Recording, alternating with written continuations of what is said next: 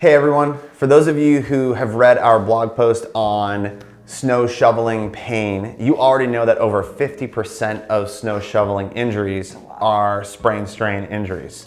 If you haven't read it, you can click on the link below in the notes and you can give that a read if you want. But right now what we're going to do next is we're going to go over 3 exercises that you can do to help warm yourself up before you're going to go out and shovel, and then a few exercises that you can do after shoveling to help reduce the likelihood of some post-shoveling soreness, we'll call it. If you have questions or comments, leave them below and let us know what you think.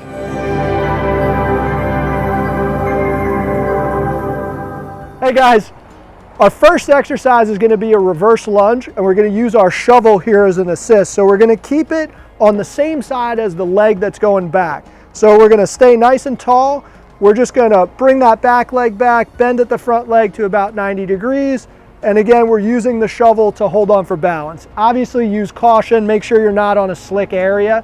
You can do 10 on each side. This is a great way to just warm up those hips, create a little extension in the front part of the hip. Hey guys, our next exercise is going to be a hinge.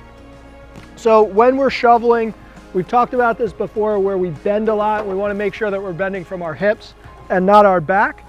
So we can take our shovel and we can use the shovel end down by our hips, and we have 3 points of contact at our low back, the back of our head, and our mid back. And all we're going to do is we're going to bend forward with a slight knee bend.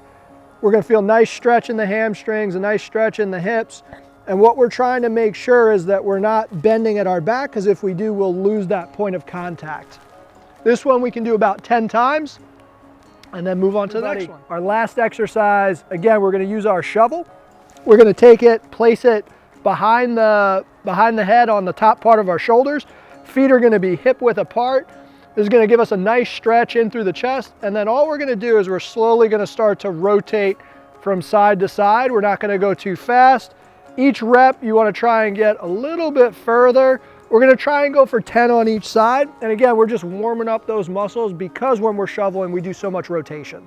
So you've got 3 great exercises to help you warm up when you're about ready to go outside and shovel. But what do you do after you're done shoveling? I'm going to show you 3 exercises and stretches that you can do to help reduce the likelihood of soreness when you're done. First one is a kneeling lunge stretch. What you're going to do is kneel down on the ground in a half kneeling position. And the goal of this stretch is to increase this angle here. So you're going to stand up nice and tall, chest open, and you're just going to take this knee and slide it directly over the foot without bending forward.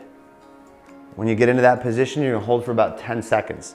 You'll feel a stretch in your quad, your hip flexors, and a little bit of your psoas as well. When you're done holding for about 10 seconds, you're going to switch and do the other side. Our second exercise is a wall extension exercise. Because shoveling is such a flexion dominant activity, we really want to work to reverse that. So to set this exercise up, you're going to stand feet shoulder width apart, elbows at your sides. I like to open my fingertips, and that'll set me about the distance that I need to be from the wall.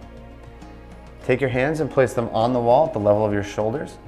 Look up and let your hips sink into the wall. You're going to hold that exercise for about 5 seconds and do it 10 times. Our final stretch to recover from snow shoveling is going to help with issues that arise in the upper arm and the chest.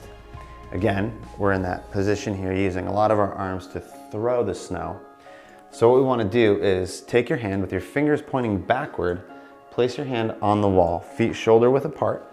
You're going to gently turn your body away from that arm, looking across away, and you're going to hold for about 10 to 15 seconds, and you're going to repeat that stretch anywhere from 4 to 5 times.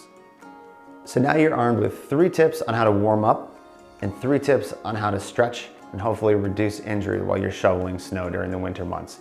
If you have any questions, please leave them in the comments below, and we'll see you soon.